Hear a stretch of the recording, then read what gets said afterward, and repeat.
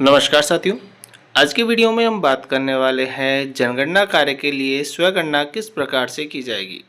इसके लिए आपको अपने मोबाइल या पीसी के ब्राउज़र में आ जाना है और वहां पर आपको सर्च करना है census.india.gov.in।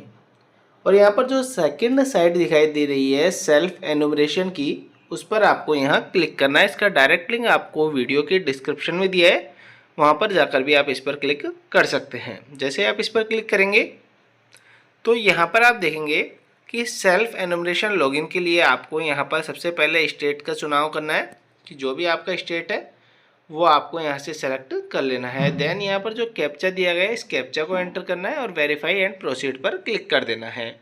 तो यहाँ पर आपको एक पॉपअप विंडो दी गई है जिसमें वेलकम दिया गया है। इसके नीचे स्क्रॉल करते हुए आपको आना है और ओके पर क्लिक कर देना है। यहाँ पर आपको अपने जो हाउस होल्ड का जो हेड है, मुखिया है, उसका नाम एंटर करना है। एंटर करते समय आपको एक बात ध्यान रखनी है कि यहाँ पर जो हेड ऑफ हाउस होल्ड है यह नाम आपको करेक्ट एंटर करना है। एक बार रजिस्टर्ड होने के बाद में आप किसी भी प्रकार का इसमें बदलाव नहीं कर सकते। नाम एंटर कर देना है। उसके बाद में आपको अपने मोबाइल नंबर रजिस्टर करना है जिन पर एक OTP आता है। साथ ही साथ एक ईमेल भी यहाँ पर आप एंटर कर सकते हैं जो कि ऑप्शनल है, आप चाहें तो एंटर करें, अदरवाइज ब्लैंक भी छोड़ सकते हैं। उसके बाद में आपको वेरीफाई एंड प्रोसीड पर क्लिक कर देना है। आपने जो मोबाइल नंबर एंटर किए थे उन पर एक OTP गया है, इसे ओके कर देना है।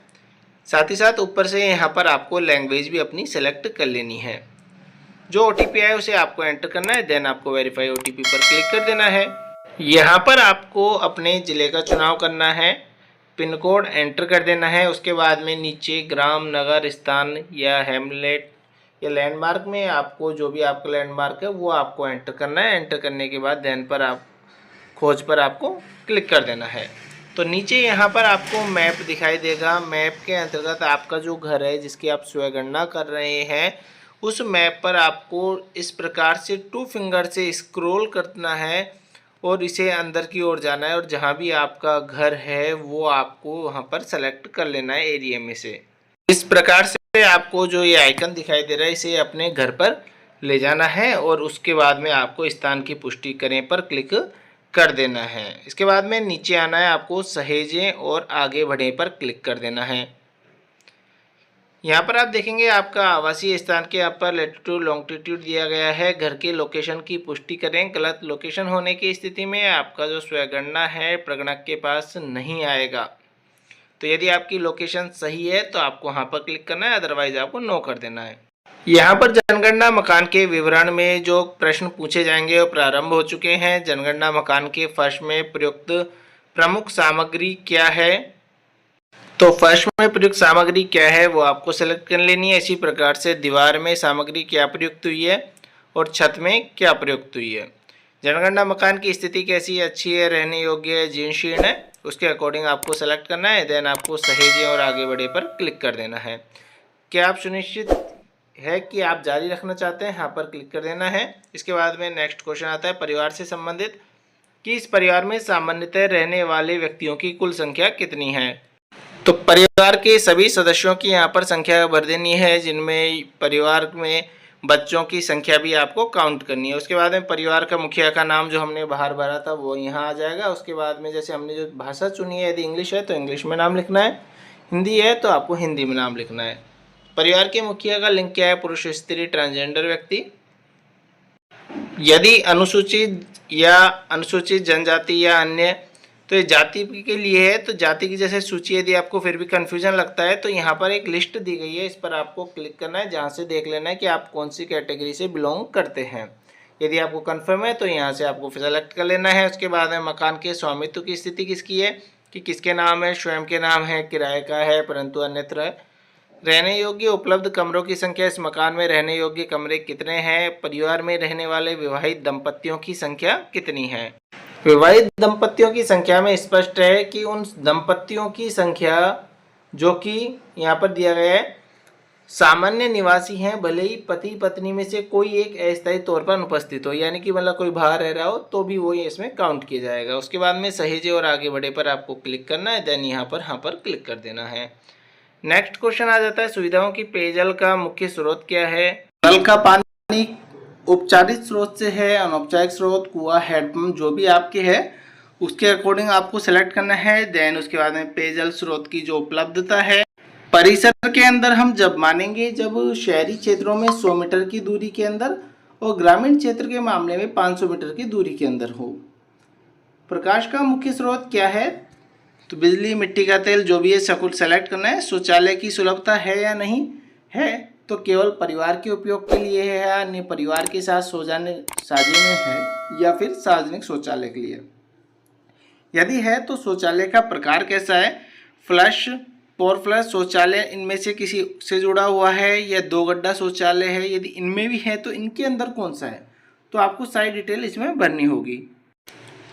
उसके बाद में है कि गंदे पानी की निकासी किससे जुड़ी हुई है? ढकी नाली से या खुली नाली से। यदि ढकी नाली है तो वो उसके अकॉर्डिंग, यदि खुली है तो खुली नाली।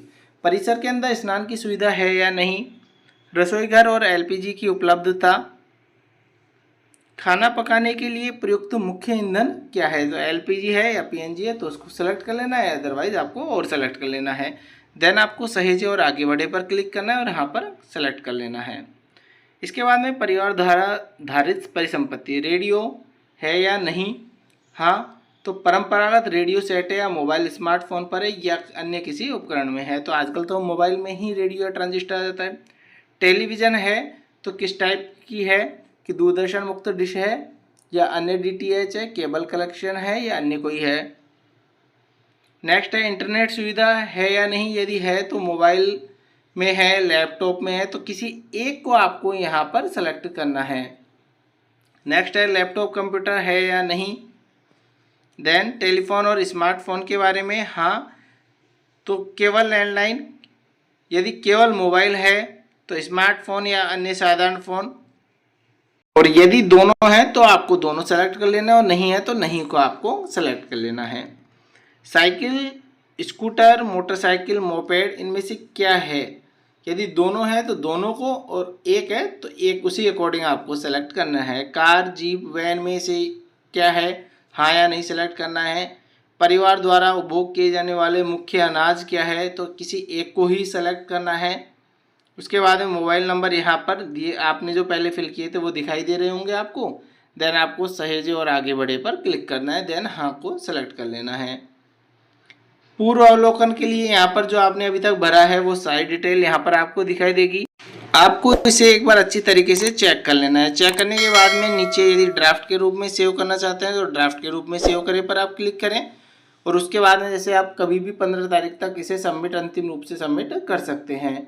यदि आप इसे अभी पुष्टि करें और सबमिट करें पर करना चाहते हैं तो पुष्टि करें, सबमिट करें पर क्लिक करेंगे। और अंतिम रूप से सबमिट करने के बाद में जो सबमिट किया गया डाटा है उसमें कोई बदलाव संभव नहीं होगा। तो क्या आप आगे बढ़ना चाहते हैं तो आपको वहाँ पर क्लिक कर देना है। तो यहाँ पर आपके सामने आपकी जो स्वयगणना पहचान संख्या यानी कि SIID है वो नंबर आपके यहाँ पर आ चुके होंगे। साथ ही साथ आपके जो मोबाइल और ईमेल यदि आपने दिया है ईमेल, तो वहाँ पर भी यह पहचान संख्या आपके पहुँच चुकी है। अब HLO कार्य के लिए जो प्रगणक आपके घर आएंगे उन्हें आपको SCID आपको जो है यह केवल शेयर करनी है। और यदि उनको लगता है कि आपकी डिटेल गलत है तो वह पुनः गणना का कार्य करेंगे, अदरवाइज इसी से ही स्वयं गणना आपकी जो है कंप्लीट मानी जाएगी। तो आज की वीडियो में इतना ही, धन्यवाद।